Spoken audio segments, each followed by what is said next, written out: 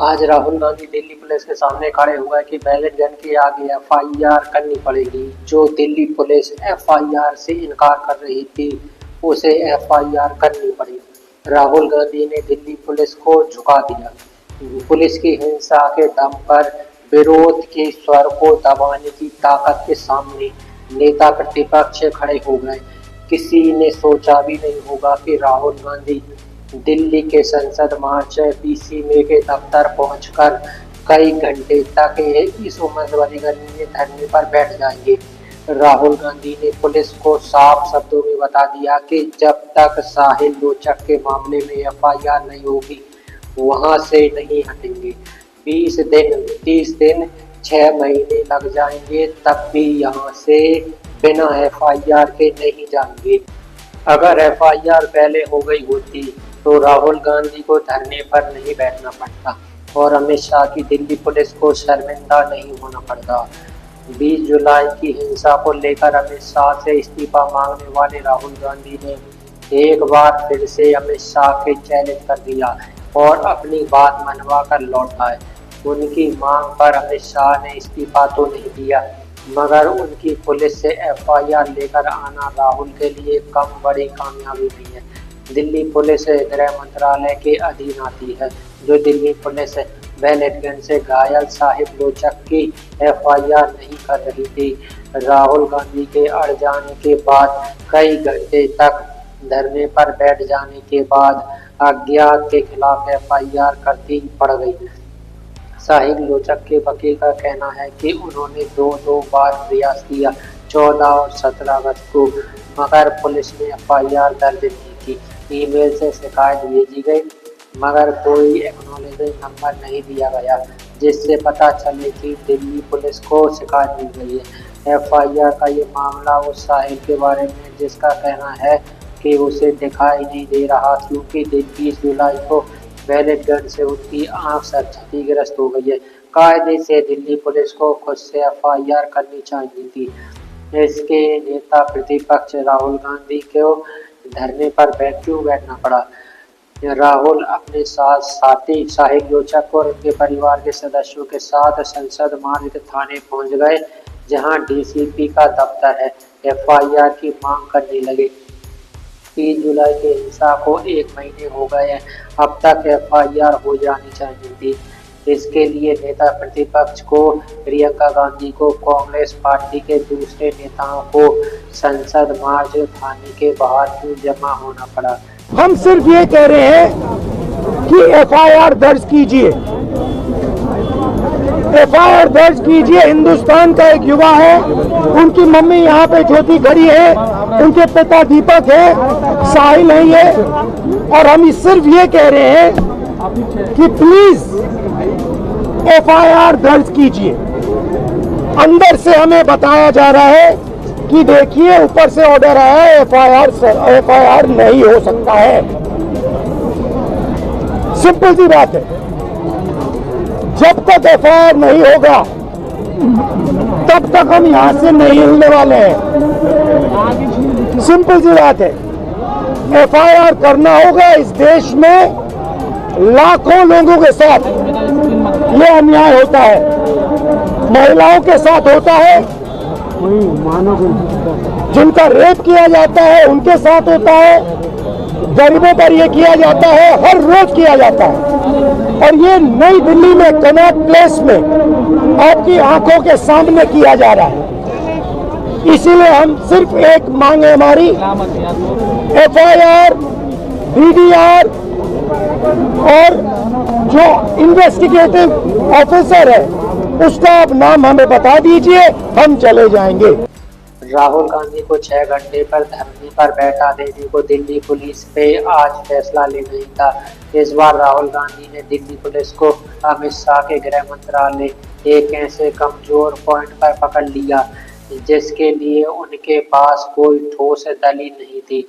मोदी सरकार बहुत ज्यादा रिस्क नहीं ले सकती थी, वरना ये मुद्दा बहुत ज्यादा बड़ा हो जाता, क्योंकि राहुल गांधी ने साफ साफ कह दिया 6 महीने लग जाएंगे, मगर साहिल लोचक की एफआईआर के बिना यहाँ से नहीं जाएंगे। 21 जुलाई को जब राहुल गांधी अचानक प्रधानमंत्री मोदी के आवास के बाहर धरने पर बैठ गए, उस दिन भी सरकार सत्ते में आ गई थी। केंद्रीय मंत्री जितेंद्र सिंह राहुल गांधी से बात करने लगे। उस दिन दिल्ली पुलिस राहुल गांधी को, प्रियंका गांधी और अखिलेश यादव को वहां से उठाकर अलग अलग जगहों पर ले गई, लेकिन इस बार राहुल गांधी के साथ ऐसा करना मुश्किल था। राहुल गांधी की मांग सही थी कि एफआईआर क्यों नहीं हुई और कैसे नहीं होगी। अंत में दिल्ली पुलिस को झुकना पड़ गया। बैलेट गन के मामले में ये पहली एफआईआर है। 1 महीने बाद एफआईआर हुई है और नेता प्रतिपक्ष राहुल गांधी के अड़ जाने के बाद, धरने पर कई घंटे बैठ जाने के बाद हुई है। पुलिस से आंख में आंख डालकर बात करने के बाद हुई है। 1 महीना हो गया, छर्रे शरीर में है, 3 छर्रे आंख में है, आंख से इनको दिखाई नहीं देता है, 3-4 छर्रे दिल के पास है, साफ दिख रहा है कि एक युवा के साथ अन्याय हुआ है। और तब भी आज सुबह 11, 11:30 बजे हम यहाँ आए। 1 महीने से ये घूम रहे हैं। 11:30 बजे आए, अभी 6:30 बज गए हैं, 6:45 हो गए, तब जाके एफआईआर फाइल की।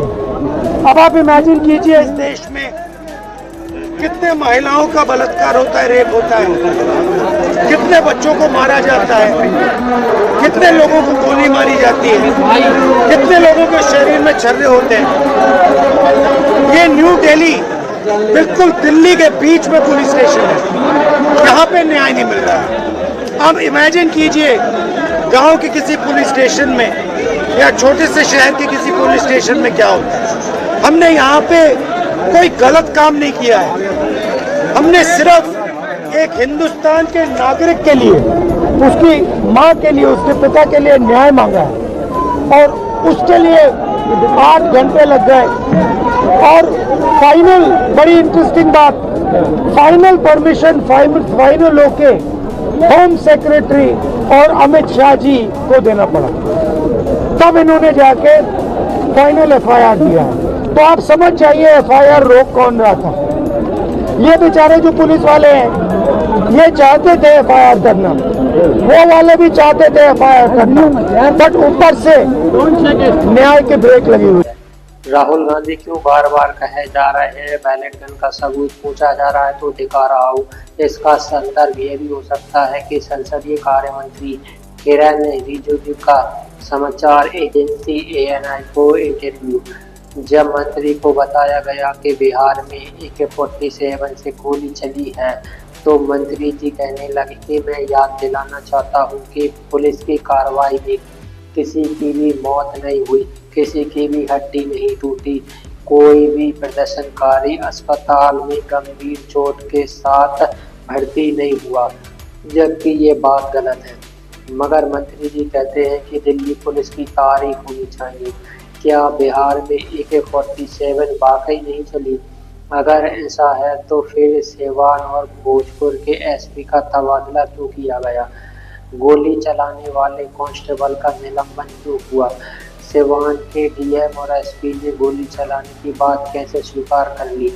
अगर मंत्री कहेंगे कि किसी की हड्डी नहीं टूटी है, किसी की मौत नहीं हुई है, तो नेता प्रतिपक्ष को क्या करना चाहिए? क्या उनको दिखाना नहीं चाहिए कि बैलेट गन का इस्तेमाल हुआ है? साहिल लोचक की आंखें क्षतिग्रस्त हुई है। जुलाई को बैलेट गन का प्रयोग हुआ, उसका सबूत क्या है? सबूत ये है, देखिए ये है पैलेट्स, देख लीजिए इनको अच्छी तरह देख लीजिए, ये देखिए ये है पैलेट्स। ये कहाँ से आए?